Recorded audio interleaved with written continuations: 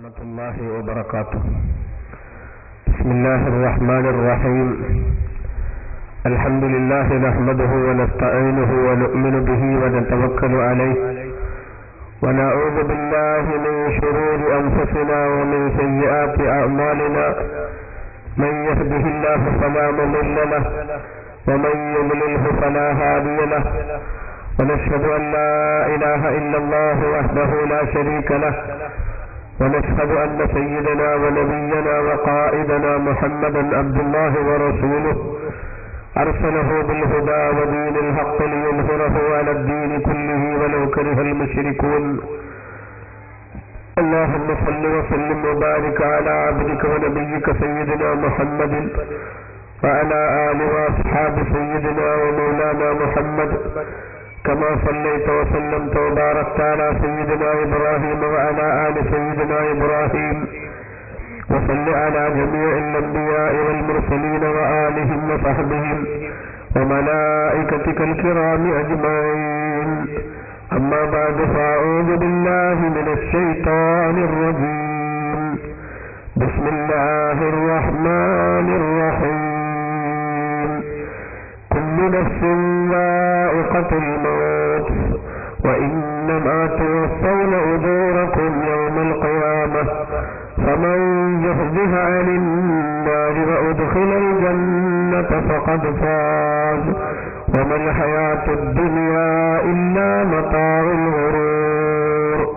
صدق الله مولانا العظيم وصدق وبلغ رسوله النبي الكريم ونحن على ذلك من الشاهدين الشاكرين والحمد لله رب العالمين. يا رب بالمصطفى بلغ مقاصدنا واغفر لنا ما مضى يا واسع الكرم. مولاي صل وسلم دائما أبدا على حبيبك خير الخلق كلهم. സമാദരണീയരായ സാദാത്തുക്കൾ, അഭിവന്യരായ ഉസ്താദുമാർ, സ്നേഹധന്യരായ സഹോദരന്മാരെ, സുഹൃത്തുക്കളെ, പ്രിയപ്പെട്ട സഹോദരിമാരെ, അല്ലാഹു സുബ്ഹാനഹു വ തആല നമ്മയും നാമുമായി ബന്ധപ്പെട്ടവർ, ദുആ കൊണ്ട് ഏൽപ്പിച്ചവർ, നാം ദുആ ചെയ്യാമെന്ന് ഏറ്റെടുത്തവർ, നമുക്ക് ജീവിതത്തിൽ കടപ്പാടുള്ളവർ എല്ലാവരെയും അവന്റെ സാലിഹ്യങ്ങളായ അടിമകളിൽ ഉൾപ്പെടുത്തുമാറാവട്ടെ. നമ്മുടെയും അവരുടെയും എല്ലാവിധ ശാരീരിക, മാനസിക, സാമ്പത്തിക പ്രയാസങ്ങൾക്കും അല്ലാഹു സന്തോഷമുള്ള പരിഹാരം നൽകുമാറാവട്ടെ. നമ്മിൽ നിന്ന് മരണപ്പെട്ടവരുടെ പരലോകം പടച്ചവൻ സന്തോഷമാക്കുമാറാവട്ടെ. ജീവിക്കുന്ന കാലത്തോളം അല്ലാഹുവിന്റെ ത്വാഅത്തിലും അവന്റെ ദീനിന്റെ ഖിദ്മത്തിലുമായി ആഫിയത്തുള്ള ആയുസ് കൊണ്ട് അല്ലാഹു നമ്മെ അനുഗ്രഹിക്കുമാറാവട്ടെ. ആമീൻ എന്ന് ആമുഖമായി ദുആ ചെയ്തുകൊണ്ട് മരണം, ഖബർ, മഹ്ശർ അല്ലെങ്കിൽ പരലോകം തുടങ്ങിയിട്ടുള്ള വളരെ പ്രധാനപ്പെട്ട ഒരു വിഷയത്തെ സംബന്ധിച്ചാണ് നമുക്കിന്ന് സംസാരിക്കാനുള്ളത്. ഈ ലോകത്ത് തർക്കമില്ലാത്ത ഒരു വിഷയമുണ്ടെങ്കിൽ അത് മരണം എന്ന വിഷയമാണ്. ബാക്കിയുള്ള എല്ലാ സംഗതികളെ സംബന്ധിച്ചും അല്ലാഹു ഇല്ലെന്ന് പറയുന്ന ആളുകളെ വരെ ലോകത്ത് നമുക്ക് കാണാൻ പറ്റും. പക്ഷെ മരിക്കും എന്ന വിഷയത്തിൽ ലോകത്താർക്കും തന്നെ തർക്കമില്ല. ആ തർക്കമില്ലാത്ത വിഷയമായതുകൊണ്ട് തന്നെയാണ് അല്ലാഹു തആല മരണത്തെക്കുറിച്ച് പ്രയോഗിക്കുന്നിടത്ത് ചിലടത്ത് പറഞ്ഞത് കാണാം, വഅബ്ദുദ് റബ്ബക ഹത്താ യഅതിയകൽ യഖീൻ. ഉറപ്പുള്ള സംഗതി വരുന്നത് വരെ അല്ലാഹുവിനെ ആരാധിക്കണം. അതായത് ആർക്കും തർക്കമില്ലാത്ത വിഷയമാണ് മരിക്കും എന്ന കാര്യം. അപ്പൊ ബുദ്ധിയുള്ള മനുഷ്യന്മാർ എന്തു ചെയ്യണം? മരിക്കുന്നതിന് മുമ്പേ ആ മരിക്കാൻ വേണ്ടി തയ്യാറായിക്കൊണ്ടിരിക്കുകയും മരണത്തിന് വേണ്ട ഒരുക്കങ്ങൾ നടത്തിക്കൊണ്ടിരിക്കുകയും ചെയ്യണം. ഖുർആനിൽ അല്ലാഹു തആല പറയുന്നുണ്ട് ഒരു സ്ഥലത്ത്, വലാ തമൂതുന്ന ഇല്ലാ വഅൻതും മുസ്ലിമൂൻ. നിങ്ങൾ അല്ലാഹുവിനെ അനുസരിച്ചവരാണെന്ന് പറയാവുന്ന സമയത്തല്ലാതെ നിങ്ങൾ ഒരാളും മരിക്കാൻ പാടില്ല. അല്ലാഹുവിനെ അനുസരിച്ചവരാണ് ഞങ്ങൾ ഇപ്പോൾ എന്ന് പറയാവുന്ന സമയത്തല്ലാതെ നിങ്ങളിൽ ഒരാളും മരിക്കരുത് എന്ന് അല്ലാഹു പറയുന്നു. അപ്പൊ എന്ത് തെറ്റ് ചെയ്യുന്ന സമയത്തും മരണം വരികയാണെങ്കിൽ അസ്രായിൽ അലൈഹി ഇസ്ലാമിനോട് പറയാം, എന്താ അസ്രായിൽ എങ്ങനെയൊക്കെ ഒന്ന് ഖുർആനൊക്കെ നോക്കിയിട്ട് വന്നൂടെ?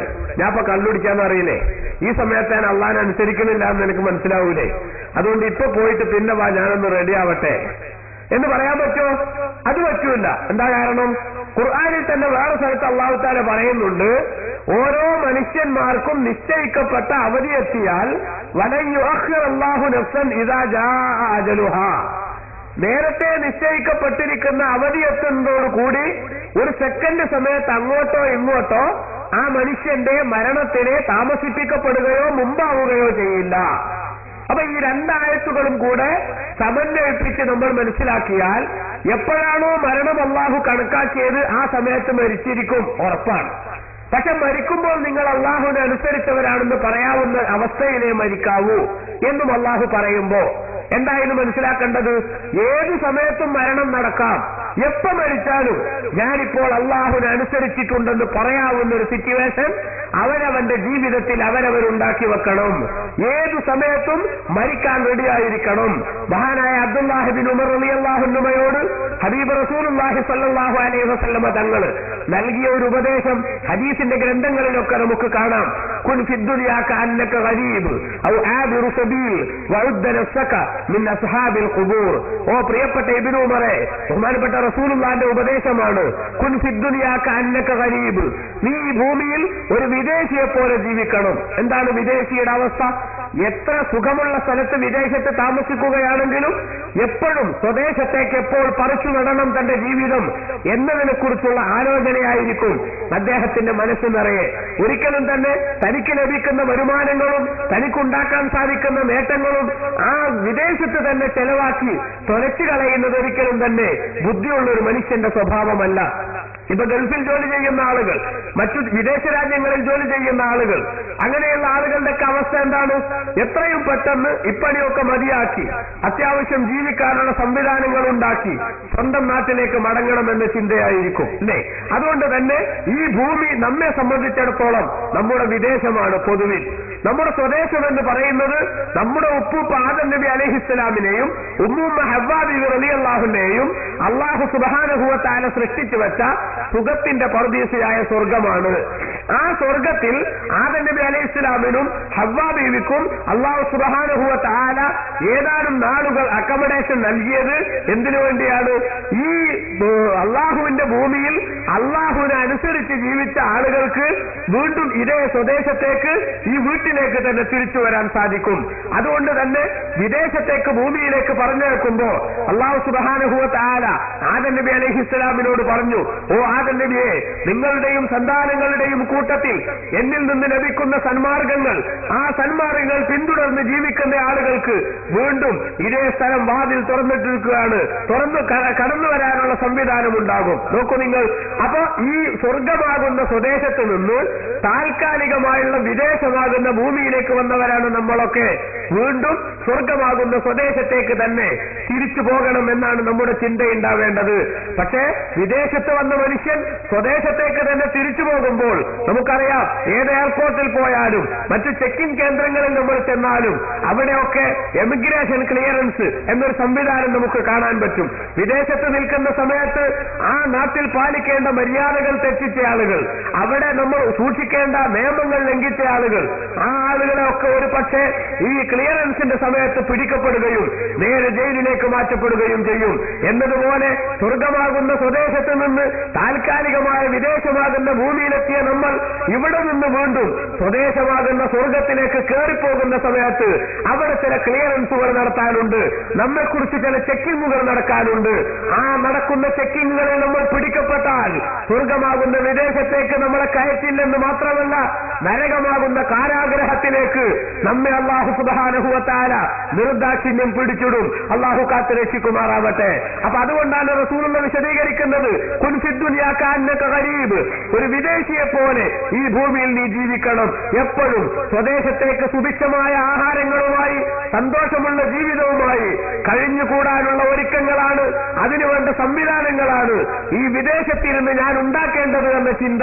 അതാണ് മനുഷ്യനെ എപ്പോഴും സ്വാധീനിക്കേണ്ട ഘടകം. അതേപോലെ റസൂലുള്ള പറഞ്ഞു, ഔ ആബിറു സബീൽ, അല്ലെങ്കിൽ ഈ ഭൂമിയിലുള്ള ജീവിതത്തെ നീ ഒരു യാത്രക്കാരനെ പോലെ കാണണം. ഒരു യാത്രക്കാരൻ തന്റെ യാത്രക്കിടയിൽ ഏതെങ്കിലും ഒരു സ്ഥലത്ത് വിശ്രമിക്കാൻ വേണ്ടിയിരിക്കുന്നു. ആ വിശ്രമിക്കാൻ ഇരുന്ന സ്ഥലം സാമാന്യം സൗകര്യങ്ങളുള്ള സ്ഥലമാണ് എന്ന് വെച്ച് ആ വിശ്രമിക്കാനിരിക്കുന്ന സ്ഥലത്തിനെ അദ്ദേഹം പൂർണ്ണമായി ഉൾക്കൊള്ളില്ല. കാരണം എന്താ? 5 മിനിറ്റോ 10 മിനിറ്റോ റെസ്റ്റ് കഴിഞ്ഞതിന് ശേഷം ഇവിടം വിടാനുള്ളതാണ് എനിക്ക്, ഈ ചിന്തയായിരിക്കണം നിന്റെ മനസ്സിലുണ്ടാകേണ്ടത്.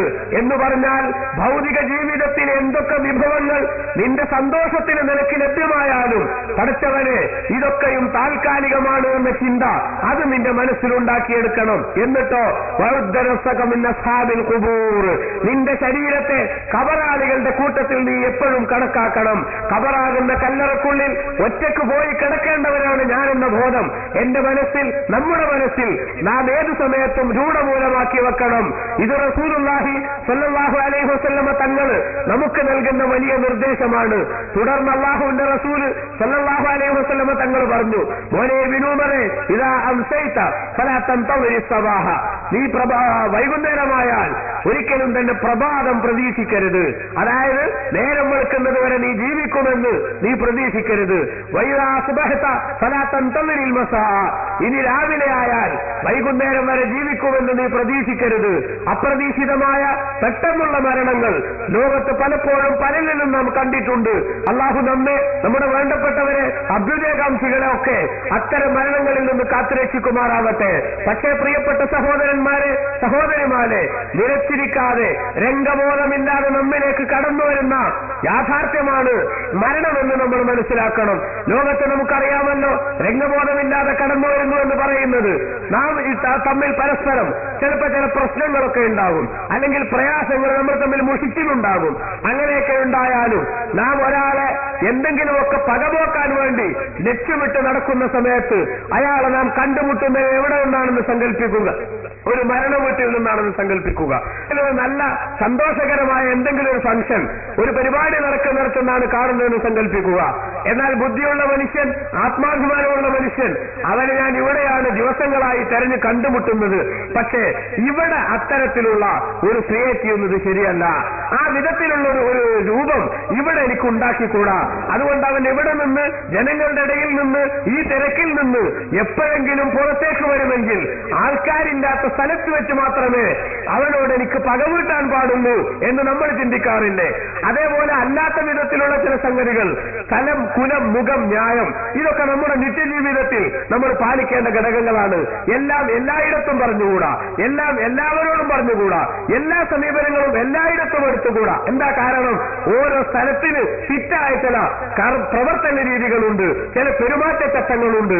ആ പെരുമാറ്റച്ചട്ടങ്ങൾ ലംഘിച്ചുകൊണ്ട് നമ്മളിവിടെ ജീവിച്ചാൽ നമ്മെക്കുറിച്ച് പരാമർശിക്കപ്പെടുക മാന്യതയില്ലാത്തവനെന്നോ അല്ലെങ്കിൽ ഏറ്റവും വൃത്തികെട്ടവനെന്നൊക്കെ ആയിരിക്കും ചരിത്രത്തിൽ നമുക്കുള്ള സ്ഥാനം. എന്നാൽ ബഹുമാനപ്പെട്ട അസ്രായീൽ അലൈഹിസ്സലാം എന്ന മലക്കിനെ അല്ലാഹു സുബ്ഹാനഹു വ തആല മരണം റൂഹ് പിടിക്കാൻ ഏൽപ്പിച്ചപ്പോൾ ആ ഏൽപ്പിച്ച മലക്കിന് അല്ലാഹു തആല കൊടുത്ത നിർദ്ദേശം എന്താണ്?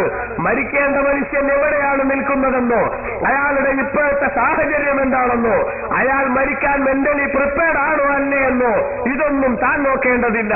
ഞാൻ നിശ്ചയിച്ച സമയത്ത് കൃത്യമായി നീ റൂഹ് പിടിച്ചേക്കണം. അതുകൊണ്ടാണ് പ്രിയപ്പെട്ട സഹോദരന്മാരെ, മഹാനായ ഇമാം ഖുർത്തുബി റളിയല്ലാഹു അൻഹു എന്ന മഹാപണ്ഡിതന് അത്തദ്കിറ ഫി അഹ്വാലിൽ മൗത വൽ ആഖിറ എന്ന പേരിൽ ഒരു ഗ്രന്ഥമുണ്ട്. ആ ഗ്രന്ഥത്തിൽ നമുക്ക് കാണാൻ സാധിക്കും മഹാനായ അസ്രായീൽ അലൈഹിസ്സലാം നമ്മുടെ ഓരോരുത്തരുടെയും റെക്കോർഡുകൾ ഓരോ ദിവസവും ചുരുങ്ങിയത് 5 തവണ പരീക്ഷണം വായിച്ചുകൊണ്ടിരിക്കുന്നുണ്ട്. ഇവന്റെ ടൈം ആയോ എന്ന് നമ്മെക്കുറിച്ച് എന്ന് പറഞ്ഞാൽ എനിക്ക് എന്നെക്കുറിച്ചുള്ളതിനേക്കാൾ, നിങ്ങൾക്ക് നിങ്ങളെക്കുറിച്ചുള്ളതിനേക്കാൾ ധാരണ, അവബോധം മഹാനായ അസ്രായീൽ അലൈഹിസ്സലാമിന് നമ്മെക്കുറിച്ചുണ്ട്. കാരണം ഒരു ദിവസം 5 തവണ നമ്മുടെ റെക്കോർഡുകൾ, നമ്മുടെ മരണത്തിന്റെ ഫയലുകൾ മഹാനവറുകൾ വായിച്ചുകൊണ്ടിരിക്കുകയാണ്. ആ അസ്രായീൽ അലൈഹിസ്സലാമിന് സമയം തെറ്റില്ല, അല്ലെങ്കിൽ വണ്ടി കിട്ടിയില്ല എന്ന പ്രശ്നം ഉണ്ടാവില്ല. എവിടെയാണോ ഏത് ടൈമിലാണോ മരിക്കേണ്ടതെങ്കിൽ അവിടത്തേക്ക് ആളുകൾ അങ്ങ് എത്തിപ്പെടും. അതുകൊണ്ടാണ് അല്ലാഹു കാത്തുരക്ഷിക്കുമാറാവട്ടെ. നമ്മുടെ കൂട്ടത്തിലൊക്കെ ചില ആളുകൾ നാട്ടിൽ നിന്ന് ഗൾഫിലേക്ക് എത്തി കുറച്ച് ദിവസം കഴിയുമ്പോ അല്ലെങ്കിൽ നാട്ടിലേക്ക് തിരിച്ചു വരാൻ കാത്തിരിക്കുന്ന സമയത്ത് ആകസ്മികമായ നിര്യാണം പ്രയാണം അവരെ ബാധിക്കുന്നു. അള്ളാഹു അത്തരത്തിലുള്ള മരണങ്ങളിൽ നിന്ന് നമുക്കൊക്കെ രക്ഷ നൽകട്ടെ. നമ്മുടെ വേണ്ടപ്പെട്ടവർക്കും അള്ളാഹു രക്ഷ നൽകുമാറാവട്ടെ. പക്ഷെ ചിലപ്പോൾ അങ്ങനെ സംഭവിക്കുന്നു. ഇല്ലേ, നമ്മൾ കാണുന്നുണ്ട്. വാസ്തവത്തിൽ അയാൾ മരിക്കാൻ വേണ്ടി അങ്ങോട്ട് പോയതാണോ? അല്ല. മറിച്ച് എന്താ സംഭവം? എവിടെ വെച്ചാണോ മരിക്കേണ്ടതെന്ന് അള്ളാഹു നേരത്തെ തീരുമാനിച്ചിട്ടുണ്ട്. ആ സ്ഥലത്തേക്ക് ഇവൻ അങ്ങ് എത്തിപ്പെടുകയാണ്. വളരെ രസകരമായ ഒരു സംഭവം ഇമാം ഖുർത്തുബി തന്റെ തദ്കിറയിൽ രേഖപ്പെടുത്തുന്നുണ്ട്. ഒരിക്കൽ താൻ സുലൈമാൻ നബി അലൈഹി ഇസ്ലാമിനെ കാണാൻ ചെന്നു. സുലൈമാൻ നബി അലൈഹി ഇസ്ലാമിനെ കാണാൻ ചെന്നപ്പോ അവിടെ ഒരു ചങ്ങാതി ഇരിക്കുന്നുണ്ട്. ഒരാളവിടെ ഇരിക്കുന്നു സുലൈമാൻ നബിന്റെ അടുത്ത്. ഇദ്ദേഹത്തെ കണ്ടപ്പോ അസ്രായിൽ അലൈഹി ഇസ്ലാം അയാളെ രൂക്ഷമായി നോക്കി. ഇവനെങ്ങനെയോ ഈ സമയത്ത് ഇവിടെ വന്നത്? ഇവന് 10 മിനിറ്റ് കൂടെ കഴിഞ്ഞാൽ വളരെ ദൂരെയുള്ള ഒരു സ്ഥലത്ത് നിന്ന് റൂഹ് പിടിക്കാൻ വേണ്ടി അള്ളാഹ് നിശ്ചയിച്ചാണല്ലോ. ഇതുവരെ ഈ സംവിധാനം ഡിസോർഡർ ആയിട്ടില്ല. ഈ സംവിധാനത്തിൽ ഒരാളെയും ഒരേയും സമയത്ത് എനിക്ക് കിട്ടാതിരുന്നിട്ടില്ല. പക്ഷെ ഇവൻ ഈ കണ്ടീഷനിൽ എങ്ങനെയും ഇത്ര സമയം കൊണ്ട് അവിടെ എത്താൻ സാധ്യതയല്ല. പടച്ചോനെ എന്താ അത് സംഭവിച്ചത്? അസ്രായിൽ അലൈഹി ഇസ്ലാം ഇയാളെ രൂക്ഷമായിട്ട് നോക്കി. അസ്രായിലാടി വന്നതെന്നൊന്നും അയാൾക്കറിയില്ല. കാരണം അസ്രായിലിന്റെ കോലത്തിൽ വന്നാൽ കാണാൻ പറ്റൂല മനുഷ്യന്മാർക്ക്. പക്ഷെ നബിമാർക്ക് കാണാം. അതാണ് നബിമാരും നമ്മളും തമ്മിലുള്ള വ്യത്യാസം. അതുകൊണ്ട് തന്നെ നബിമാരെ പറ്റി സാധാരണക്കാരെന്ന് പറയുന്ന ആളുകൾ, സാധാരണ മനുഷ്യന്മാരാണ് നബിമാരെന്ന് പറയുന്ന ആളുകൾ വാസ്തവത്തിൽ ഈ ലോകത്ത് ചരിത്രത്തിൽ തീരെ കഥല്ലാത്തവരാണ്. കാരണം സാധാരണക്കാരന്റെ പ്രകൃതിയുള്ള ആളുകൾക്ക് ആ അവസ്ഥയിൽ തന്നെ മാലാഖമാരുടെ പ്രകൃതിയുമായി ഒരിക്കലും സംവദിക്കാൻ സാധിക്കില്ല. അപ്പൊ ഇവിടെ മനുഷ്യകോലത്തിൽ വന്ന് അസ്രായിൽ അലൈഹി ഇസ്ലാം സുലൈമാൻ നബിയോട് സംസാരിക്കാൻ വന്നപ്പോഴാണ് ഇയാളെ രൂക്ഷമായിട്ട് നോക്കിയത്. അപ്പോ അല്പം കഴിഞ്ഞ് അസ്രായിൽ അലൈഹി ഇസ്ലാം പോയപ്പോ ഈ മനുഷ്യന് ഭയങ്കര ബേജാറ്. സുലൈമാൻ നബി ആ വന്ന മനുഷ്യന്റെ വല്ലാത്തൊരു നോട്ടം നോക്കി. എനിക്ക് എന്തോ അറിയില്ല, മനസ്സിന് വല്ലാത്ത പേടിയുണ്ട്. നിങ്ങൾ ഇന്ന് എത്രയും പെട്ടെന്ന് ദയവ് ഇതിന്റെ നാട്ടിലേക്ക് എത്തിച്ചേരണം. കാരണം എന്താ, നമ്മളെ മാതിരത്തെ ഇന്നത്തെ വണ്ടിയൊന്നുമല്ലല്ലോ സുലൈമാൻ നബിയുടെ വണ്ടി. സുലൈമാൻ നബി അലൈഹി ഇസ്ലാമിന് അള്ളാഹു കാറ്റിനെ വാഹനമാക്കി കൊടുത്ത ആളാണ്. ആ കാറ്റിന്റെ ആ വാഹനത്തിന്റെ വേഗത എത്ര? ഉദുവുഹാ ശഹറുൻ വറവാഹുഹാ ശഹറുൻ. ഉണ്ടോ? ഒരു പകലത് സഞ്ചരിച്ചാൽ മറ്റേറ്റവും വേഗത കൂടിയ വാഹനം ഒരു മാസം സഞ്ചരിച്ചാൽ എത്തുന്ന വഴി ദൂരം ഒരൊറ്റ പകലിന്റെ യാത്ര കൊണ്ട് ആ കാറ്റെന്ന വാഹനത്തിന് എത്താനാവും. അതേപോലെ ഒരു രാത്രിയുടെ യാത്ര കൊണ്ട് മറ്റൊരു മാസത്തെ വഴി ദൂരം ആ വാഹനത്തിന് താണ്ടാനാവും.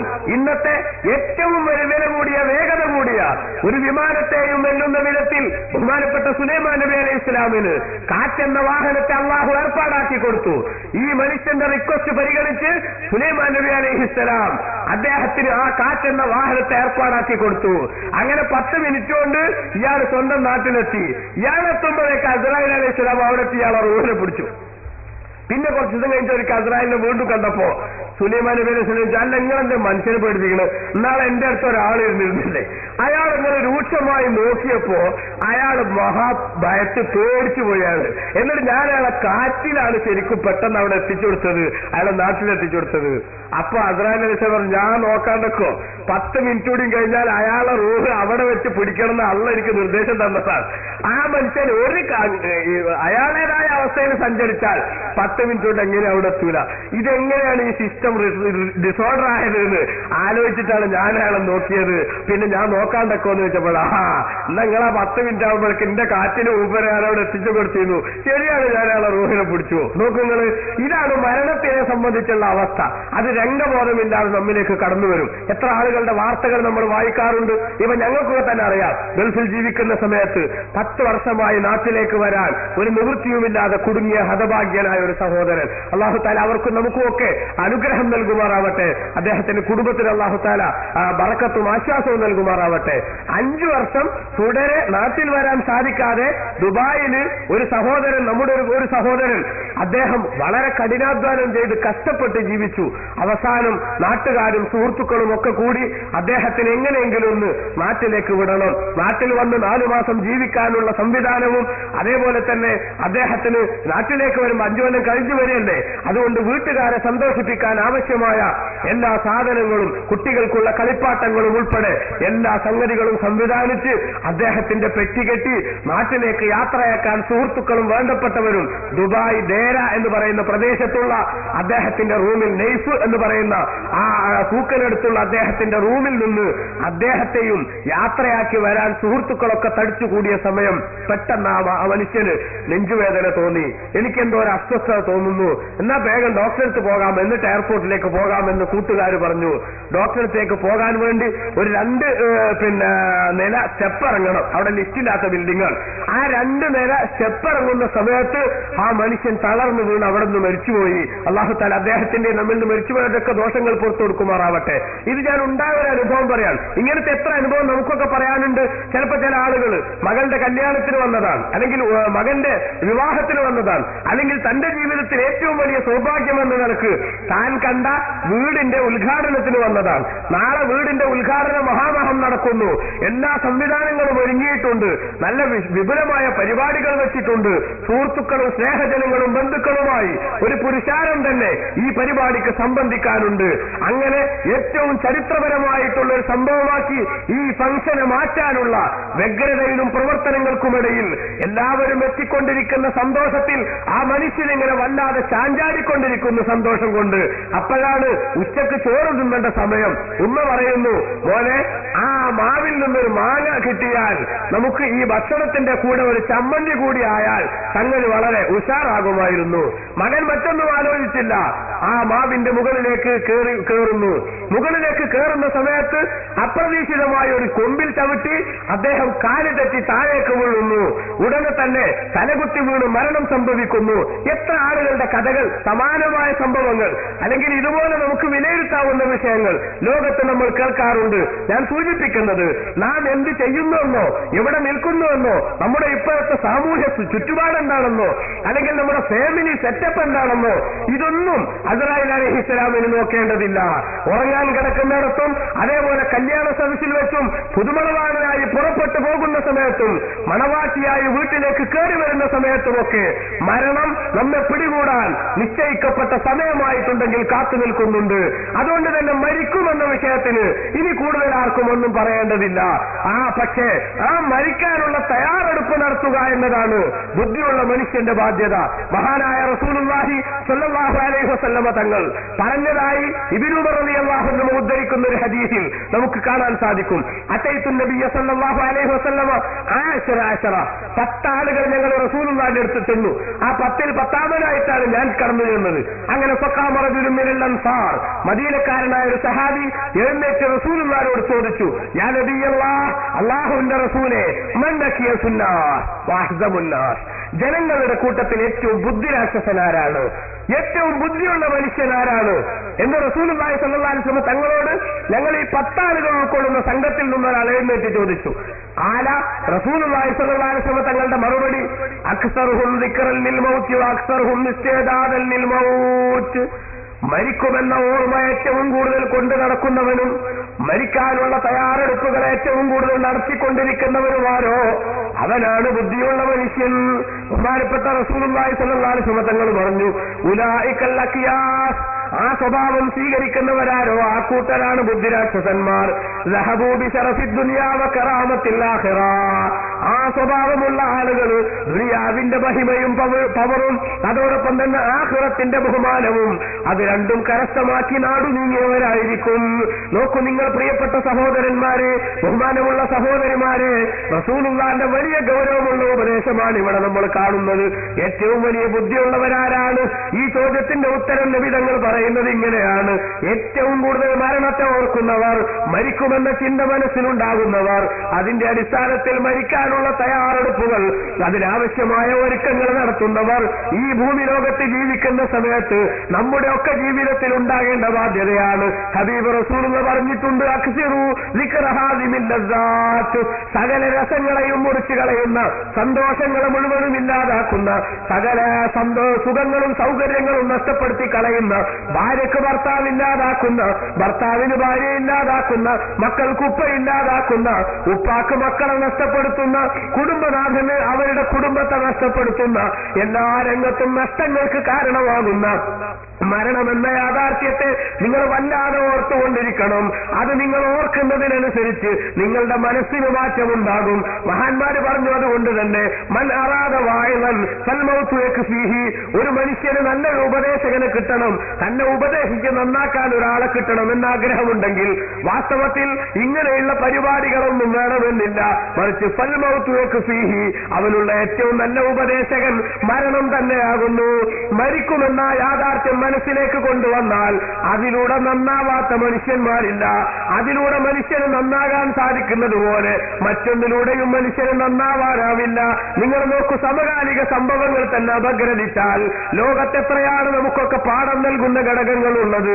നാട്ടിലേറ്റവും അറിയപ്പെട്ട ആളുകൾ, വില്ലാളി വീരന്മാരായി നാട് ഭരിച്ചവർ, അവർ എഴുന്നേറ്റ് വരുമ്പോൾ തന്നെ നാട്ടിലുള്ളവർ മുഴുവനും അങ്ങാടിയിലുള്ളവർ മുഴുവനും എഴുന്നേറ്റ് നിന്നാദരിക്കുന്നവർ, നാട്ടിലറിയപ്പെട്ട ആളുകൾ. പക്ഷെ അങ്ങനെയുള്ള ആളുകളും മരിച്ചു പോകുന്നു.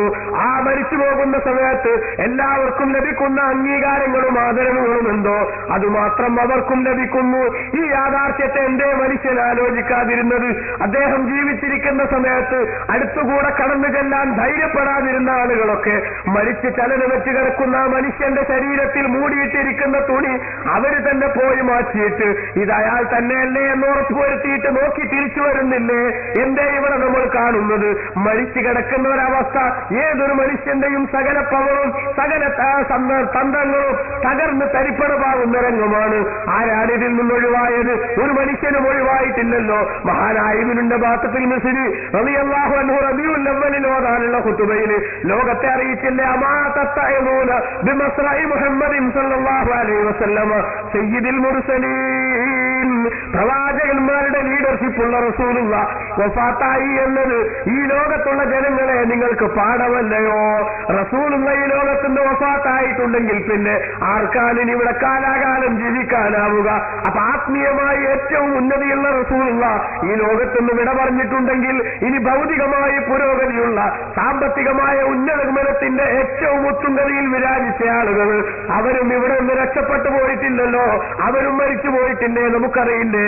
ചരിത്രത്തിൽ പ്രവാചകന്മാരോട് വെല്ലുവിളിച്ച് ജീവിച്ച ഏറ്റവും വൃത്തികെട്ട ഒരു മനുഷ്യനുണ്ട് ചരിത്രത്തിൽ. ശദ്ദാദ് ഇബ്നു ആദ് എന്നാണ് അയാളുടെ പേര്. പ്രവാചകന്മാർ സ്വർഗം കൊടുക്കുമെന്ന് പറഞ്ഞപ്പോൾ, സ്വർഗത്തിൽ ഉന്നത സൗഭാഗ്യങ്ങളും സൗകര്യങ്ങളും ഉണ്ടെന്ന് അറിയിച്ചപ്പോൾ, പക്ഷെ അതൊക്കെ മരിച്ചു ചെന്നതിന് ശേഷമാണെന്ന് പ്രവാചകന്മാർ പറഞ്ഞതിന്റെ പേരിൽ ആ പ്രവാചകന്മാരെ കളിയാക്കി ഭൂമി ലോകത്ത് തന്നെ കൃത്രിമ സ്വർഗം പണിതുകൊണ്ട് ആ സ്വർഗത്തിലേക്ക് ഇതാ പ്രവാചകന്മാരൊക്കെ നാളെ തരാം, കടമായിട്ട് തരാം സ്വർഗമെന്നാണ് പറയുന്നത്. അതേസമയത്ത് ഞാൻ നിങ്ങൾക്ക് റൊക്കം സ്വർഗം തരാൻ പോകുന്നു എന്ന് പറഞ്ഞ് സ്വർഗത്തിലുണ്ടെന്ന് വിശേഷിപ്പിക്കപ്പെട്ട സൗകര്യങ്ങളൊക്കെ ഭൗതിക ലോകത്ത് ഇയാളെ കൊണ്ട് ഒരുക്കാനാവുന്നത് പോലെ അല്പാൽപമായി ഒരുക്കി വെച്ചതിന് ശേഷം ആ മനുഷ്യൻ സ്വർഗത്തിന്റെ ഉദ്ഘാടനം നിർവഹിക്കാനായി ചരിത്രത്തിൽ ഏറ്റവും പ്രധാനപ്പെട്ട ഒരു സംഭവമായി മാറുമെന്ന നിലക്ക് അതിന്റെ ഉദ്ഘാടനം നിർവഹിക്കാൻ വീട്ടിൽ നിന്നിങ്ങനെ അനുയായികളുടെ സമേതം പരിവാര സമേതം നടന്നിങ്ങ് വരുമ്പോൾ ഉദ്ഘാടനത്തിന്റെ തൊട്ടു മുമ്പേ അദ്ദേഹം അറ്റാക്ക് വന്ന് മരിക്കുന്ന ചരിത്രം വിശുദ്ധ ഇസ്ലാം രേഖപ്പെടുത്തുന്നു. അത് ഭൗതിക ലോകത്തെ ഏറ്റവും വലിയ പുരോഗതി ഉണ്ടായിരുന്നയാള്. അതേപോലെ കാറൂനിനെ കുറിച്ച് നമുക്കറിയില്ലേ? ഇന്ന കാറൂന കാന മിൻ ഖൗമി മൂസ, മൂസ അലൈഹി ഇസ്ലാമിന്റെ പരമ്പരയിൽപ്പെട്ട കുടുംബത്തിൽപ്പെട്ട സമൂഹത്തിൽപ്പെട്ട ഉമ്മത്തിൽപ്പെട്ട ആളായിരുന്നു കാറൂൻ. 5 കാശിന് വകയില്ലാതെ നടന്ന മനുഷ്യൻ. എപ്പോ മൂസ നബി അലൈഹി ഇസ്ലാമിനെ കണ്ടാലും പറയും, മൂസാ നബിയെ എനിക്ക് അനുഗ്രഹത്തിന് വേണ്ടി നിങ്ങളൊന്ന് പ്രാർത്ഥിക്കണേ. അവസാനം അദ്ദേഹത്തിന്റെ ആവശ്യപ്പെടൽ വർദ്ധിച്ചപ്പോ മൂസാ നബി അലൈഹി ഇസ്ലാം അനുഗ്രഹത്തിന് വേണ്ടി പ്രാർത്ഥിച്ചു. അദ്ദേഹം തൊട്ടതൊക്കെ പൊന്നാക്കുന്ന അത്ഭുതങ്ങൾ കാണിച്ചുകൊണ്ടിരുന്നു. അങ്ങനെ അത്ഭുതങ്ങൾ കാണിച്ചുകൊണ്ടിരിക്കുന്ന കാറൂൻ, ആ കാറൂന് പണത്തിന്റെ ഉത്തുംഗ സോപാനത്തിൽ വിരാജിക്കാനുള്ള സൗഭാഗ്യമുണ്ടായപ്പോ ഇനി മൂസാ നബി അലൈഹി ഇസ്ലാമിനെ അയാൾക്ക് കണ്ടുകൂടാതായി. മൂസാ നബി തന്റെ സ്റ്റാറ്റസിൽ ചേർന്ന ആളല്ല എന്ന തോന്നൽ വന്നു. ഇപ്പോഴും ലോകത്തെ ചിലർക്കൊക്കെ അങ്ങനെയില്ലേ? കഞ്ഞി കുടിക്കാൻ വകയില്ലാത്ത അവസ്ഥയിൽ നിന്ന് സാമ്പത്തികമായ ഉന്നതി പഠിച്ച റബ്ബ് കൊടുത്താൽ അത് റബ്ബ് കൊടുത്തതാണെന്ന ചിന്തയില്ലാതെ അഹങ്കാരത്തിന്റെ കൊടുമുടിയിലേറി ലോകത്തുകൂടെ നടക്കുന്ന ആളുകൾ ലോകത്ത് നമുക്ക് കാണാൻ സാധിക്കും. പക്ഷേ കാറൂൻ അവർക്കൊക്കെ വലിയ പാഠമാണ്. മൂസ നബി അലൈഹി ഇസ്ലാമിനെ കണ്ടുകൂടാതായ അയാൾക്ക് അങ്ങനെ ഒരു ദിവസം അയാൾ ഏറ്റവും വലിയ പ്രൗഢിയുള്ള വസ്ത്രങ്ങൾ ധരിച്ച് ജനങ്ങളുടെ മുന്നിലേക്ക് അയാളെന്ന് എഴുന്നള്ളിയപ്പോൾ ഖുർആൻ പറയുന്നു, ഫഖറജ അലാ ഖൗമിഹി ഫീ സീനതിഹി, തന്റെ പ്രൗഢിയുള്ള വസ്ത്രങ്ങൾ ധരിച്ച് ആഡംബരങ്ങൾ നിറഞ്ഞ വാഹനത്തിൽ കൂട്ടത്തിൽ അദ്ദേഹം ഇങ്ങനെ ജനങ്ങളുടെ ഇടയിലേക്ക് എഴുന്നള്ളിയപ്പോൾ ആ രംഗം കണ്ട സമയത്ത് ജനങ്ങളെ കൂട്ടത്തിൽ ചിലര് വലിയ ചിന്തയില്ലാത്ത ചിലർ പറഞ്ഞുപോയി, ൂത്തിയ കാറൂനിന് നൽകപ്പെട്ടതുപോലത്തെ സൗഭാഗ്യം ഞങ്ങൾക്കും ലഭിച്ചെങ്കിൽ എത്ര നന്നായിരുന്നു എന്ന് ചിലർ പറഞ്ഞു. അപ്പൊ ബുദ്ധിയുള്ള മനുഷ്യന്മാര് കാര്യങ്ങളേതാവിധ വിലയിരുത്തുന്നവർ പറഞ്ഞു, ഓ ജനങ്ങളെ, നിങ്ങൾക്ക് എന്ത് നാശമാണ് വരാൻ പോകുന്നത്? കാറൂനിന് പഠിച്ചവൻ പണം കൊടുത്തുവെന്ന് നേരാണ്, പക്ഷേ അല്ലാഹുവിന്റെ ദീൻ ഇവിടെ നടത്താൻ നിയോഗിക്കപ്പെട്ട മൂസ നബി അലൈഹിസ്സലാമിനെ പ്രതിഷ്ഠാനത്ത് നിർത്തിക്കൊണ്ട് ശത്രുവിന്റെ സ്ഥാനത്ത് പ്രതീക്ഷിച്ചുകൊണ്ട് തേരോട്ടം നടത്തുന്ന ഈ മനുഷ്യന്റെ അപകടം, ഇവന്റെ അധപ്പതനം ഏതു സമയത്തും ഉണ്ടാകാൻ പോവുകയാണ്. അതുകൊണ്ട് അവനെ പോലെ പണം ഉണ്ടാകണമെന്ന് നിങ്ങൾ ആഗ്രഹിക്കല്ലേ. അങ്ങനെ പറഞ്ഞു തീരുമ്പോഴേക്ക് വിശുദ്ധ ഖുർആൻ പറയുന്നു, അവനെയും അവന്റെ വീടും നമ്മൾ ഭൂമിയിലേക്ക് ആഴ്ത്തിക്കളഞ്ഞു. ഭൂമിയിലേക്ക് ഇങ്ങനെ ആഴ്ന്നു പോകുന്ന വലിയ പവറുണ്ടായിരുന്ന പണക്കാരൻ കാറൂൻ. എന്താണ് കാറൂനിന്റെ പണത്തിന്റെ അവസ്ഥ? വിശുദ്ധ ഖുർആനിൽ അല്ലാഹു തആല പറയുന്നുണ്ട്, ആ കാറൂന്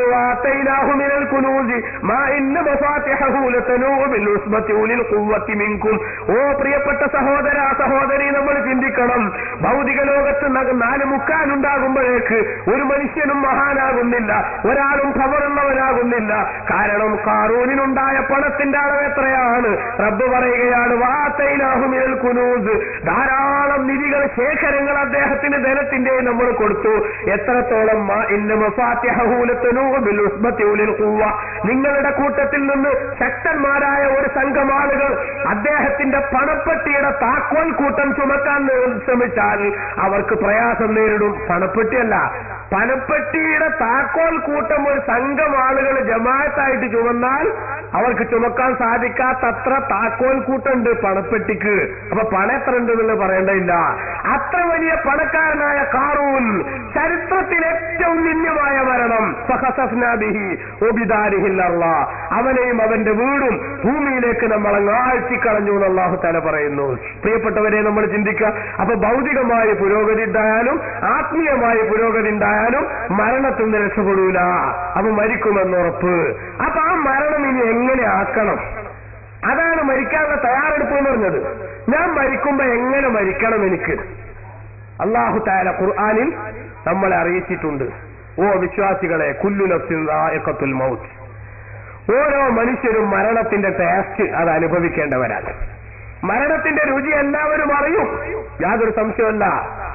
പക്ഷേ മരിച്ചതിനു ശേഷം ഫമൻ സുഹ്സിഹ അനിന്നാരി വഉദ്ഖിലൽ ജന്ന, ഏതെങ്കിലും ആളുകളെ നരകത്തിൽ നിന്ന് ദൂരത്താക്കപ്പെടുകയും സ്വർഗത്തിൽ പ്രവേശിപ്പിക്കപ്പെടുകയും ചെയ്തുവോ ഫഖദ് ഫാസ്, അവനാണ് വിജയിച്ചവൻ. നരകത്തിൽ നിന്ന് മോചിപ്പിക്കപ്പെടണം, സ്വർഗത്തിൽ പ്രവേശിപ്പിക്കപ്പെടുകയും വേണം. ഇത് രണ്ടും ഉണ്ടായാലാണ് വിജയമുണ്ടാകൂ. അപ്പൊ നമ്മൾ മരിക്കുമ്പോ എങ്ങനെ മരിക്കണം? നരകത്തിൽ നിന്ന് എനിക്ക് മോചനം കിട്ടിയിട്ടുണ്ടെന്ന ഉറപ്പും സ്വർഗത്തിൽ കടക്കാനുള്ള യോഗ്യത നേടിയിട്ടുണ്ടെന്ന ആ വിവരവും, അത് രണ്ടും കിട്ടണം. അതെന്താ?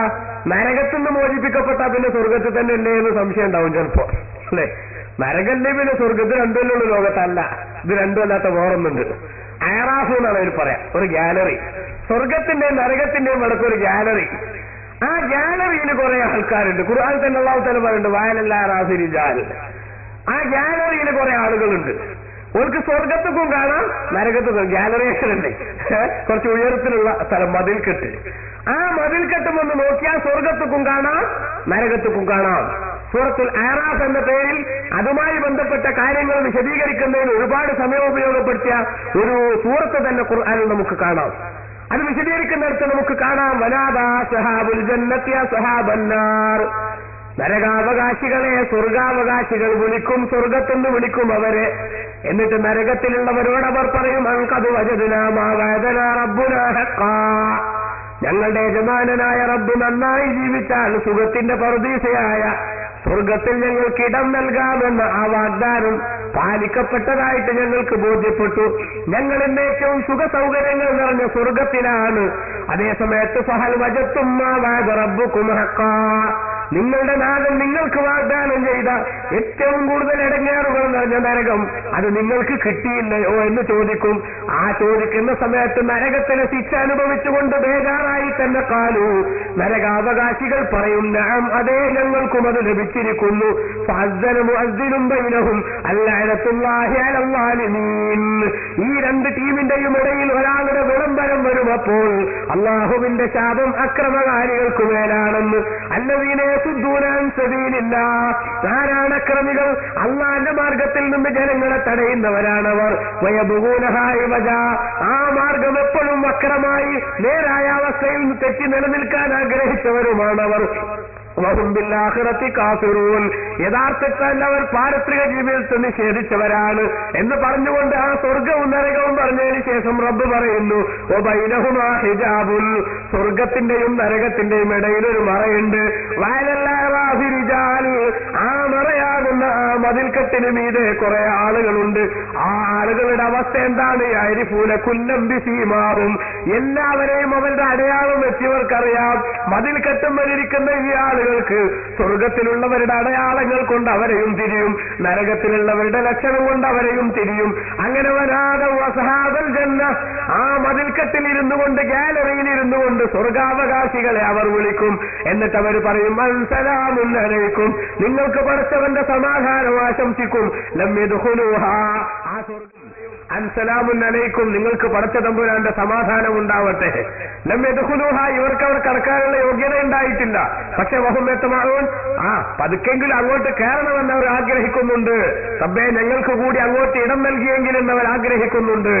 അതേസമയത്ത് വൈദാ സുരിഫത്ത് അബ്സാറുഹും തിൽഖാ അസ്ഹാബിന്നാർ, നരകാവകാശികളുടെ നേരെ അവരുടെ കണ്ണുകൾ തിരിക്കപ്പെട്ടാൽ, അയറാഫുകാര് നരകത്തിലുള്ള ആളുകളുടെ നേരെ ഒന്ന് നോക്കിയാൽ ഖാലു, അവർ പറയും റബ്ബനാ, ഞങ്ങളുടെ രക്ഷിതാവായ അല്ലാഹുവേ, ലാ തജഅൽനാ മഅൽ ഖൗമിൽ ആലിമീൻ, ഈ അക്രമികളുടെ കൂടെ ഞങ്ങളെ നീ ആക്കല്ലേ റബ്ബേ. സ്വർഗത്ത് കയറിയതിനും കുഴപ്പമില്ല, അത് ഇങ്ങോട്ടാക്കരുത്. അല്ല, രണ്ടിടത്തും വഴി ഒപ്പാണ്. വഴി ഒപ്പാകുമ്പോ നിങ്ങൾ ഇങ്ങോട്ട് പോയിക്കോന്ന് പറയല്ല റബ്ബേ, അവിടേക്ക് എത്തിയില്ലെങ്കിലും വേണ്ടില്ല. അപ്പൊ അതാണ് അവിടെ ഇരിക്കുന്ന ആളുകള്, ആ അയറാഫുകാർ. ആ അയറാഫുകാരുടെ അവസ്ഥ എന്താ? അവർ ഈ തത്താന്റെ തൊടിയിലിരുന്ന മുയലിന്റെ മാതിരിയാണ്. ആ മുയലിങ്ങനെ ഒളിച്ചിരിക്കുകയാണെങ്കിൽ തത്താനൊരു മേട്ടം പോകുന്ന സമയത്ത് പെട്ടെന്ന് എന്താണാവോ എന്ന് വിചാരിച്ചിങ്ങനെ നോക്കും. ഇതുമാതിരി ഏതു സമയത്തും അവരുടെ മനസ്സിന് ടെൻഷനാണ്. റബ്ബേ ഞങ്ങളെ നീ നരകത്തിലേക്കറ്റ മാറ്റിക്കളയുമോ?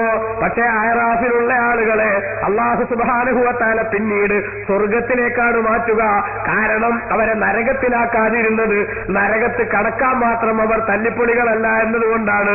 അതേസമയത്ത് സ്വർഗത്തിലേക്ക് കയറാനുള്ള പാസുമാർക്ക് ലഭിക്കാത്തതിന്റെ പേരിലാണ് തൽക്കാലം അല്ലാഹു തആല അവരെ ഈ വിധത്തിൽ നിർത്തിയത്. പിന്നീട് മോഡറേഷനിലൂടെ അല്ലാഹു സുബ്ഹാനഹു വ തആല അവർക്കും സ്വർഗത്തിലേക്ക് ഇടം നൽകും. അപ്പൊ അയറാഫുകാര് വാസ്തവത്തിൽ ബേജാറാവേണ്ടതില്ലെങ്കിലും നരകത്തിലേക്കെങ്ങാനും റബ്ബ് വിട്ടേക്കുമോ എന്ന വിഷമം കൊണ്ട് അവർ വിഷമിക്കും. അതുകൊണ്ട് തന്നെ വിഷമത്തിൽ നിന്ന് രക്ഷപ്പെടണോ മരിച്ചതിന് ശേഷം? അതാണ് അല്ലാഹു പറഞ്ഞത് സമൻ സുഹദിഹാനിന്നാർ, നരകത്തെ തൊട്ട് ഏതൊരാളെ ദൂരത്താക്കപ്പെട്ടുവോ ഉദ്ഖിലൽ ജന്ന, സ്വർഗത്തിൽ പ്രവേശിപ്പിക്കപ്പെടുകയും ചെയ്തുവോ ഫഖദ് ഫാസ്, അവനാണ് വിജയിച്ചവൻ. അവൻ പിന്നെ വിജയിച്ചു എന്ന കാര്യത്തിൽ സംശയമില്ല. അല്ലാഹുവിന്റെ റസൂൽ പഠിപ്പിച്ചിട്ടുണ്ട് ലാ തഅമൻ മക്കറല്ലാഹ്, പടച്ച തമ്പുരാന്റെ ശിക്ഷ നിനക്ക് വരില്ല എന്ന ഭയം ഇല്ലായ്മ നിനക്ക് വേണ്ട. നീ സേഫായി എന്ന് ചിന്തിക്കാൻ പാടില്ല. ഹത്താ തറാ ഖദമൈക ഫിൽ ജന്ന, നിന്റെ രണ്ട് കാലും സ്വർഗത്തിൽ കാണുന്നത് വരെ, രണ്ട് കാലും സ്വർഗത്തിൽ കാണുന്നത് വരെ നീ രക്ഷപ്പെട്ടു എന്ന് വിചാരിക്കരുത്. രണ്ടാലും സ്വർഗത്ത് കണ്ടാലോ പിന്നെ നമുക്ക് ധൈര്യമായിട്ട് പറയാം ഇന്നാരും അല്ലാഹു തആല ഇപ്പോ പിന്നെ ഫിനാൻഷ്യൽ ക്രൈസിസ് ആണ്, അതുകൊണ്ട് നിങ്ങളെ തീറ്റിപ്പോറ്റാൻ പറ്റൂല എന്നുള്ള പറയില്ല. പിന്നെന്താക്കും? സ്വർഗത്തിൽ അത് എത്തിയ ആളല്ല പുറത്താക്കൂല. അത് സ്വർഗത്തിന് മാത്രം പ്രത്യേകത. ബാക്കിയുള്ളവർക്കൊക്കെ ഏത് സമയത്തും എന്തും സംഭവിക്കാം. അല്ലാഹു തആല നമ്മുടെയൊക്കെ സഹോദരങ്ങൾ പലയിടത്തും പല വിധത്തിലുള്ള ക്രൈസിസിന്റെ ഒക്കെ പേരിൽ ജോലി നഷ്ടപ്പെട്ടും ജോലിയിൽ തരം താഴ്ത്തപ്പെട്ടും ഒക്കെ വിഷമിക്കുന്നുണ്ട്. എല്ലാവർക്കും അല്ലാഹു സന്തോഷത്തിന്റെ അവസ്ഥ പ്രദാനം ചെയ്യുമാറാവട്ടെ. നമ്മുടെ രാജ്യത്തും അതേപോലെ തന്നെ നമ്മുടെ സുഹൃത്തുക്കൾ താമസിക്കുന്ന രാജ്യങ്ങളിലുമൊക്കെ അല്ലാഹു സുബ്ഹാനഹു വ തആല സമൃദ്ധിയുടെയും ഐശ്വര്യത്തിന്റെയും സന്തോഷകരമായ സാഹചര്യങ്ങൾ നിലനിർത്തി തരുമാറാവട്ടെ. അപ്പൊ പ്രിയപ്പെട്ടവരെ, നാം ആലോചിക്കേണ്ടത് അല്ലാഹു തആല പറയും നിങ്ങൾ മരിച്ചു കഴിഞ്ഞാൽ സ്വർഗത്തിൽ പ്രവേശിപ്പിക്കപ്പെടുകയും നരകത്തുനിന്ന് ദൂരത്താക്കപ്പെടുകയും ചെയ്യാമെന്ന ഈ രണ്ട് സംഗതിയും കൂടെ കിട്ടിയ ആളുകളാണോ അവരാണ് വിജയിച്ചവർ. അപ്പൊ മരിക്കുന്നതിന് മുമ്പ് നമ്മൾ എന്തിനാ റെഡിയാവേണ്ടത്? മരിക്കുന്നതിനോട് കൂടെ എനിക്ക് നേരെ എങ്ങോട്ട് ടിക്കറ്റ് കിട്ടണം? സ്വർഗത്തിലേക്ക് ടിക്കറ്റ് കിട്ടണം. ഇതിനു വേണ്ടി അധ്വാനിക്കലാണ് ഈ ഭൂമിയിൽ ജീവിക്കുന്ന സമയത്ത് ബുദ്ധിയുള്ള മനുഷ്യന്റെ ബാധ്യത. നിങ്ങൾ നോക്ക്, മഹാന്മാര് പറഞ്ഞിട്ടുണ്ട് ആ കാര്യങ്ങളൊക്കെ. അമാ വല്ലാഹി ലൗ അലിമല്ലനാമു ലിമാ ഖുലിഖൂ ലമാ ഗഫലൂ വനാമു മമാതും സുമ്മ ഖബറും സുമ്മ ഹശറൂ വതൗബീഖുൻ വഅഹ്വാലുൽ ഇളാമു. ബഹുമാനപ്പെട്ട സഹോദരങ്ങളെ, സഹോദരിമാരെ, ചിന്തിച്ചു നോക്ക് നിങ്ങൾ. അമാ അറിയണേ ജനങ്ങളെ, വല്ലാഹി പടച്ചവനെ തന്നെ സത്യമെന്ന് പറഞ്ഞുകൊണ്ടൊരു മഹാൻ പറയുന്നു, ലൗ അലിമൽ അനാമു, മനുഷ്യന്മാര് ശരിക്കും ലിമാ ഖുലിഖൂ, എന്തിനാണ് അവർ പടക്കപ്പെട്ടതെന്ന് അറിഞ്ഞിരുന്നുവെങ്കിൽ ലമാ ഗഫലു, അവരൊരിക്കലും തന്നെ അശ്രദ്ധരായി പോകുമായിരുന്നില്ല. വനാമു, കടമകൾ നിർവഹിക്കാതെ കിടന്നുറങ്ങുകയും ചെയ്യുമായിരുന്നില്ല. എന്തിനാണ് ഞാനിവിടെ പടക്കപ്പെട്ടത് എന്ന സംഗതി യഥാർത്ഥത്തിൽ മനസ്സിലാക്കിയ മനുഷ്യൻ, ആ മനുഷ്യൻ ഒരിക്കലും തന്നെ തന്റെ കടമകൾ നിർവഹിക്കാതെ ഉത്തരവാദിത്തങ്ങൾ ചെയ്തു തീർക്കാതെ ഈ ഭൂമിയിൽ അശ്രദ്ധനായി കഴിയില്ല, ഉറക്കം നടിച്ച് ജീവിക്കുകയില്ല. എന്താണ് തന്റെ മുന്നിൽ ഇനി വരാനുള്ളത്? മമാത്തുൻ, ഒന്നാമതായിട്ട് കടന്നു വരാനുള്ളത് മരണമാണ്. സുമ്മ ഖബറുൻ, പിന്നീട് അവൻ അഭിമുഖീകരിക്കാനുള്ളത് ഖബറാണ്. സുമ്മ ഹശറൂ, ഖബറിന് ശേഷം രംഗങ്ങളെ അവൻ അഭിമുഖീകരിക്കണം. അതേപോലെ തന്നെ ഏതൊരു മനുഷ്യനെയും കിടുകിട അവറപ്പിക്കുന്ന വിധത്തിലുള്ള പ്രതിസന്ധികൾ അവന് തരണം ചെയ്യേണ്ടി വരും. അങ്ങനത്തെ ഒരു ഘട്ടം വരാനുണ്ട് എന്ന കാര്യം ഒരു മനുഷ്യൻ മനസ്സിലാക്കിയാൽ ഉത്തരവാദിത്ത നിർവഹണത്തിൽ നിന്ന് അവൻ പുറകോട്ട് പോകില്ല. അതാണ് റസൂലുള്ള പറഞ്ഞത്, അൽ കയ്യിസു മൻ ദാന നഫ്സഹു വഅമില ലിമാ ബഅദൽ മൗത്ത്. യഥാർത്ഥ ബുദ്ധിയുള്ള മനുഷ്യൻ മരണത്തെ ഓർക്കുന്നവനാണെന്നും തയ്യാറാകുന്നവനുമാണെന്നും നേരത്തെ പറഞ്ഞില്ലേ. അതിന്റെ വിശദീകരണം എന്നോടും തന്നെ തങ്ങൾ പറയുകയാണ്, യഥാർത്ഥ ബുദ്ധിയുള്ള മനുഷ്യൻ മൻ ദാന നഫ്സഹു, അവന്റെ ശരീരത്തെയും അവന്റെ ആത്മാവിനെയും പടച്ച റബ്ബിനു വേണ്ടി കീഴ്പ്പെടുത്തി കൊടുത്തവനാണ്. വഅമില ലിമാ ബഅദൽ മൗത്ത്, മരണത്തിന് ശേഷമുള്ള ജീവിതത്തിന്റെ സുഖത്തിനു വേണ്ടി അതിന്റെ വിജയത്തിനു വേണ്ടി അധ്വാനിക്കുകയും ചെയ്തവനാണ്. ഈ ഭൂമി ലോകത്ത് ജീവിക്കുമ്പോൾ നമ്മളൊക്കെയും ചിന്തിക്കേണ്ടത് എന്റെ എല്ലാ പ്രവർത്തനങ്ങളും എന്റെ ആഖിറത്തെ എങ്ങനെ ബാധിക്കുമെന്നാണ്, മരിക്കുന്ന സമയത്ത് അതെങ്ങനെ സ്വാധീനിക്കുമെന്നെ എന്നാണ്. അതിനുവേണ്ടി അധ്വാനിക്കുക, അതിനുള്ള ധൈര്യം കിട്ടാനാണ്, അല്ലെങ്കിൽ പ്രചോദനം ലഭിക്കാനാണ് മരണത്തെ നമ്മൾ ഓർക്കണമെന്ന് അല്ലാഹുവിന്റെ റസൂൽ സല്ലല്ലാഹു അലൈഹി വസല്ലം തങ്ങൾ പറഞ്ഞത്. മരണത്തെ നമ്മൾ ഓർത്താൽ, ആഖിറത്തെ കുറിച്ച് നമ്മൾ ചിന്തിച്ചാൽ, ഖബറിനെ കുറിച്ച് നമ്മൾ ആലോചിച്ചാൽ, അതേപോലെ പരലോക ജീവിതത്തിന്റെ ഓരോ ചലനങ്ങളെ സംബന്ധിച്ചും ഓരോ വിഷയങ്ങളെ സംബന്ധിച്ചും ഓർത്താൽ മനുഷ്യന് നന്നാവാതിരിക്കാനാവില്ല. അതുകൊണ്ട് തന്നെ മഹാന്മാര് പറഞ്ഞു, മന്നറാത വായില, ഒരു ഉപദേശകനെ വേണമെന്ന് ഉദ്ദേശിക്കുന്നവന് സൽമൗതു യക്ഫീഹി, ഏറ്റവും നല്ല ഉപദേശകൻ മരണം തന്നെയാണ്. മരിക്കുമെന്ന ബോധം മനസ്സിലുണ്ടായാൽ എത്ര തല്ലിപ്പൊളികളും നന്നാവും. മരിക്കുമെന്ന ശരിയായ ചിന്ത മനസ്സിലേക്ക് ആവാഹിക്കാൻ കഴിഞ്ഞാൽ എത്ര വൃത്തികെട്ടവനും എത്ര തമ്മാടിയും നന്മയിലേക്ക് കടന്നു വരും. നമുക്കറിയില്ലേ, പണ്ഡിതന്മാർ രേഖപ്പെടുത്തുന്നുണ്ട് ഒരു സംഭവം. ബഹുമാനപ്പെട്ട റസൂലുള്ളാഹി സ്വല്ലല്ലാഹു അലൈഹി വസല്ലമ തങ്ങളുടെ ഈ ദീനുമായി തങ്ങൾ കടന്നു വരുന്നതിന് മുമ്പ് ജീവിച്ചൊരു മനുഷ്യൻ, അവന്റെ ജീവിതത്തിൽ തെറ്റുകളെ അവൻ ചെയ്യാറുള്ളൂ, തിന്മകളുടെ ലോകത്തുകൂടെ അവൻ സ്വൈരവിഹാരം നടത്താറുള്ളൂ. അങ്ങനെയുള്ള മനുഷ്യൻ ഒരു ദിവസം അതാ ഒരു സുന്ദരിയായ പെണ്ണ് തന്റെ വീട്ടിന്റെ വാതിൽക്കൽ വന്നു വാതിലിൽ മുട്ടി. വാതിൽ തുറന്നു നോക്കുമ്പോൾ ഒരു സൗന്ദര്യമുള്ള പെണ്ണാണ്. ഈ മനുഷ്യനാണെങ്കിലോ ഇത്തരത്തിലുള്ള ആക്ടിവിറ്റീസുമായി വലിയ ബന്ധമുള്ളയാളാണ്. ആ മനുഷ്യൻ ഈ പെണ്ണിനോട് ചോദിച്ചു, എന്ത് വേണം? അവൾ പറഞ്ഞു, പറക്കമുറ്റാത്ത 3 കുഞ്ഞുങ്ങളെയും എന്നെയും അനാഥമാക്കി എന്റെ പ്രിയപ്പെട്ട ഭർത്താവ് മരിച്ചുപോയിട്ടുണ്ട്. അതുകൊണ്ട് നിങ്ങളെപ്പോലുള്ള ആളുകളുടെ സഹായം കൊണ്ട് എന്റെ കുട്ടികളുടെ വിശപ്പിന്റെ വിളിക്ക് പരിഹാരം കാണാൻ വേണ്ടി ഞാൻ അന്വേഷിച്ച് സഹായത്തിനിറങ്ങിയതാണ്. വല്ലതും തന്നെ സഹായിക്കണമെന്ന് ആ മനുഷ്യനോട് പറഞ്ഞു. അയാളാണെങ്കിൽ ഇന്ന് ഇരയെ തേടി പുറത്തേക്ക് പോകേണ്ടതില്ലല്ലോ എന്ന സന്തോഷത്തോടെ അവളെ വീട്ടിന്റെ ഉള്ളിലേക്ക് ആനയിച്ചു. വീട്ടിന്റെ അകത്ത് കയറി വാതിൽ കുറ്റിയിട്ടതിന് ശേഷം അവന്റേതായ ഇംഗിതം നടപ്പാക്കാൻ ആ പെണ്ണിനെ അയാൾ ശ്രമിച്ചപ്പോ നിവൃത്തികേട് കൊണ്ടുപോലും ശരീരം വിറ്റ് കിട്ടുന്ന കാശുകൊണ്ട് എന്റെ മക്കളെ പോറ്റില്ലെന്ന നിർബന്ധ ബുദ്ധിയുള്ള പടച്ച റബ്ബിനെ ഭയപ്പെട്ട് ജീവിക്കുന്ന ആ പെണ്ണ്, പ്രിയപ്പെട്ട സഹോദര, ആ സഹോദരി നമ്മൾ ചിന്തിക്കണം. താൽക്കാലികമായ സന്തോഷത്തിന് വേണ്ടി, സുഖ സൗകര്യങ്ങൾക്ക് വേണ്ടി നമ്മുടെ എല്ലാ പരലോക ചിന്തകളെയും മറന്ന്, അതേപോലെ തന്നെ നമ്മുടെ ജീവിതത്തിലെ സകല സഭ്യതയുടെ സീമകളും ലംഘിച്ച് എന്തിനേക്കും എടുത്തു ചാടുന്ന ഒരവസ്ഥ ലോകത്ത് നമ്മൾ കണ്ടുകൊണ്ടിരിക്കുന്നില്ലേ? പറക്കമുറ്റാത്ത 3 പിഞ്ചും കുഞ്ഞുങ്ങളുടെ വിശപ്പിന് പരിഹാരം കാണാൻ വേണ്ടി വീട് തണ്ടാനിറങ്ങിയ ആ പാവപ്പെട്ട പെണ്ണ്.